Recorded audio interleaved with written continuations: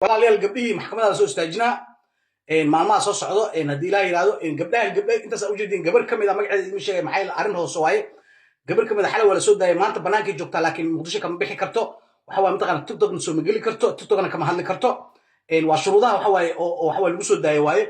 inta maxkamadda laga gaarayo marka waxaan rabaa inaan idin fasiro mataqaana sawirada oo dhahayo gabdhahan isku meel laga qaaday sawirada afar degmo qof walbo waxa waa ha shar garay maxaa yeelay dadku u ogaadaan in waxaan aysan ahayn mataqaana hiilo oo gabdhaha habar gidirna waxa waaye kaamiro qurux badan sawirtay gabdhaha abgaalkana waxaas waxba kama jirto walaalayaal sawirada waxaa looga qaaday degmo kasta waa afar degmo looga qaaday farxiisoone iyo gabadhaas kale baalka buluugooda waxaa looga qaaday kaaraan iyo yaqshid iyo kaaraan afar gabdhooda looga soo qaaday ee ku jirta farxiisoone degmada boondheere laba gabadhaa looga soo qaaday degmada hodan waxaa looga soo qaaday afar gabdhood zihaam sacdi galmudug nashaad iyo angelin deemanta oo abgaalke afartaas degmada hodan looga qaaday degmada xamarjabne waxaa looga qaaday mataqaana ft model iyo gabadhina adeerteeda lowsiina shariif labadooda waxaa looga qaaday degmada xamarjab marka afar kaamera laga kala qaaday waa afarta saldhig kastana kaamera ay leedahay walaalayaal marka maxaa mar gabdhahan oo xoogaa qurxiya abgaalka walaashaga habar gidita walaalayaal kaamerada gabdhaha waxa waaye derbiga waay markastana kaamerada markii la qaada maaragta xitaa wadamada jooga saas waay wallahi bilatana booliska wuxuu ku leeyahay gees u bax meelaa meelaa jirto qofka oo loogu talagalay saldhig kasta booliska waxay leedahay qof kaamerada meel looga qaado wallahi adduunyada ay ka jirtaa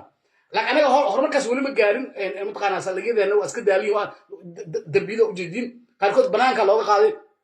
mamnuuc waay saldhig boolis qofka dacwo lagu soo eedeeyo oo report laga diyaarinayo sawir laga qaadayo mamnuuc waa in banaanka looga qaado gabdhaha qaarkood kulli banaanka looga qaado mamnuuc waa banaanka loogama qaado gudaha looga qaadaa marka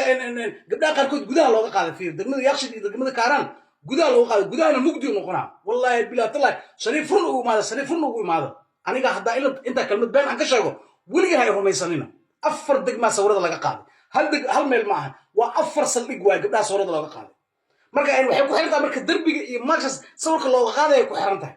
laakiin haddaa la kala baxaa muran iyo baqbaq maxay tare waxaa la yidhi fardamusa hadda markay maxkamadda la saaro hindhiinaa ku arkaysiin telefishinka caadi lagu sudaynaa telefishinkana filter iyo waxaas ma jirto abu filter iyo waxaas ma jirto universal iyo waxaasaa ku arkaysiin haddii ilaahayda markii gabdhaha maxkamadda soo saaro insha allahu tacaala walaalayaal gabdhaha mid kamida bannaankay joogta waa idin sheegay magaceeda ma idin sheegay maxaa yeele waxa waaye arrin hoose waaye intooda ujeeda mid kamida la soo daayay bannaankay joogtaa magaceeda idin sheegayay walaalayaal waxa waaye gabdhahan maxkamadda la saari doonaa waxaa lagu haystaa kacdoon bulsho iyo mataqaana muwaadiniinta in loo gafi waa maxay muwaadiniinta in loo gafi muwaadiniinta in loo gafi waxa waaye qof muwaadina waddan ku dhashay waddankiisa hooy joogo inaad dhahdo waxa waaye martiyaa tahay meeshaan adiga ma lihid waxa waa arrintaas arrin aad gafi oo waay arrin aad gafi oo waay wallahi na bidi sheegin hadda waddankaan aan joogo aniga wadamadan fiiri anigoo shalay imaanay waa 3 sano ka hor imaanay wallahi bilaatan aan ugu sheegay nin cadaan ana ma dhihi karo mataqaana martiyaa tahay ajnabiyaa tahay way dhihi karaa laakiin martiyaa tahay wallahi bilaa ma dhihi karo waddankaan adiga lihid ma dhihi karo maxkamadda la koraysaa qofka muwaadin waddanka u dhashay waa lagu leeyahay kamidis ma dhihi kartid maraykanka saas waay soomaalida maraykanka joogto dhalashada leh ayagana saas waay soomaalida dhalashada leh isuuri joogto soomaalida dhalashada leh oo mataqaana ingiriiska joogto kulli saas waay nin cadaan ku dhahdo waddankiisa hooyo waay oo ku dhashay oo abka asaga iska leeyahay aabiis usoo dhididay waay usoo dagaalamay usoo xoreeyey waay oo cadaanan ka hadlaynaa adoo soomaali shalay imaado dhalasho qaadatay kuma dhihi karo waddankan adiga maliid martiya ka taa kuma dhihi karo maxkamadda la koraysaa absolute dambi waay soomaalida horta ma fahamsan mugtahay marka ninka muwaadinka ahaa u dhashay oo dudublaha habar gidirtay waddanka ku dhashay siduu nin abgaal u dhihi karaa adiga martiyaa tahay banaadir martiyaa ku tahay iska dhaaf qabiilada kale ee xaggaa noo dhig duduble habar gidan kale ma absolute ma dhihi karaan duduble waa nin waddan ku dhashay dhulkiisa hoy u joogaa habar gidan u dhashay dhulkiisa hoy u joogaa sidoo kale habar gidirna ma dhihi karo gobolka banaadir anaa iskale asagana ma dhihi karo absolute ma dhihi karo dambi waay